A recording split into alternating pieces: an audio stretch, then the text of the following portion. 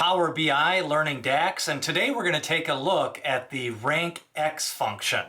The RankX function allows you to choose a table and a number category and rank them by the top sales, or we're going to take a look at freight charges.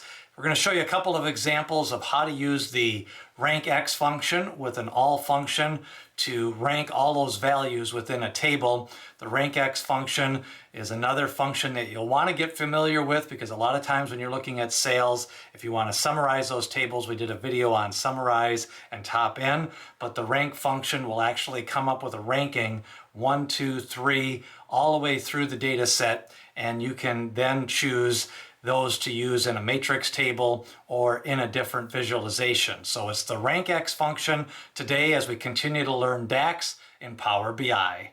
Back in Power BI, we continue to learn DAX. Today we're going to take a look at the RankX function, which allows you to put a ranking 1, 2, 3 all the way through the table. And that way you can then sort by those rankings and also coordinate some visualizations to take a look at those rankings. So you can player salaries, you could rank sales, you could rank freight orders. So that's what we're going to do. We recently did a video creating a summarize, which created a total freight column by customer ID. Now, rather than sorting them in descending order, we can actually do a rank X.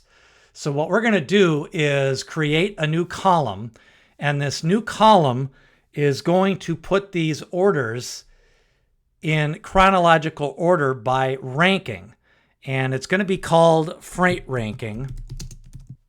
And what we're going to do is use a RankX function, and the RankX function, when you read the IntelliSense, returns the rank of an expression evaluated in the context of the list of values. So in this table only, it's only going to rank in this table by the column that we want to rank, and there's only one column to rank here, which is total freight.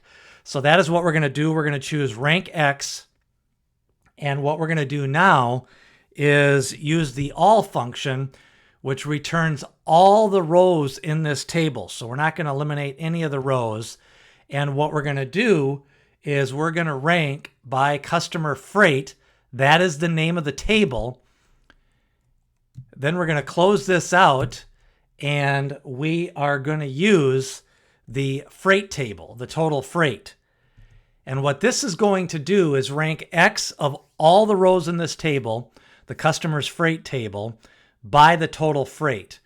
And when you close out the parentheses, that is going to bring up the rankings, and it's 1, 2, 3, 4, 5, 6, 7, 8, all the way through the 89 rows of this table.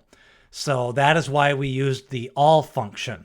So there's an example of ranking these different values. Now we're going to try to do this in the orders table. And what we're going to be ranking is all of these have different freight orders. There's 830 rows. And we want to see, we see $65.83. We want to see where that ranks on the total of freight charges. Maybe we want to ship them, put them in bins or bucket in groups by the freight charges. But what we can do first is create a ranking calculation. And we're going to do that by creating a new column, and we're going to call this order ranking. And again, it's going to be very similar. We're going to use the RankX function, and we are going to use the current table, which we're going to use all because we want every row in this table evaluated. And we are going to be using the orders table this time because that's the current table we are in. We're going to close out the expression, and now we're going to use the freight from this orders table. And that is going to create a ranking, an order ranking, by every row in this table in the orders table by the freight charge. And when we hit enter, we see that that $65.83 ranks 288th.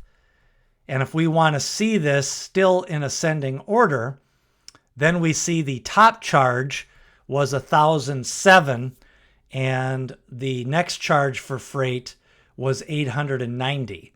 So then we could start to use these rankings to create either groups or bins.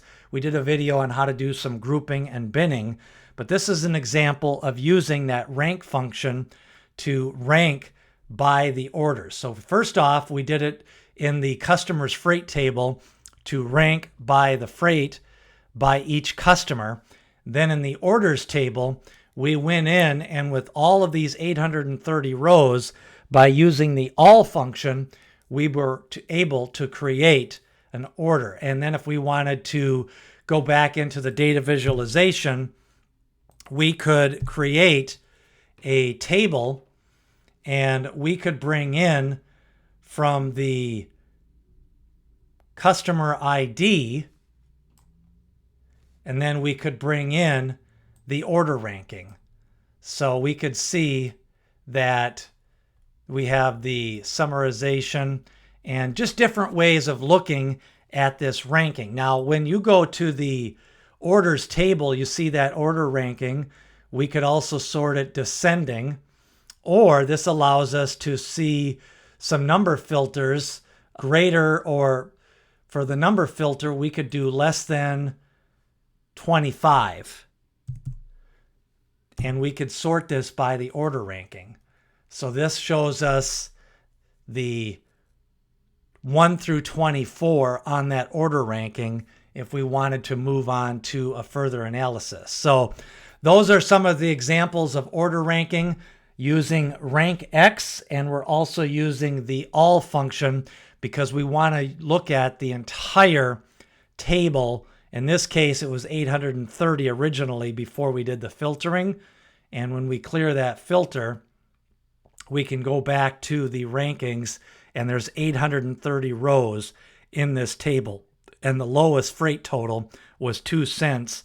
And you could put these in percentiles, or you could start to do some binning and grouping by those ranking orders. So that's a look at order ranking using RankX. Again, it's RankX. Then we used all by the orders, and then we used the freight as the column that we wanted to rank. In the customer's freight table, we did the freight ranking on the all, every row in this table, which is set up by customer ID, and then we ranked them by total freight, which was already ranked by the total number of customers. That is a look at the RankX function as we continue to learn DAX in Power BI.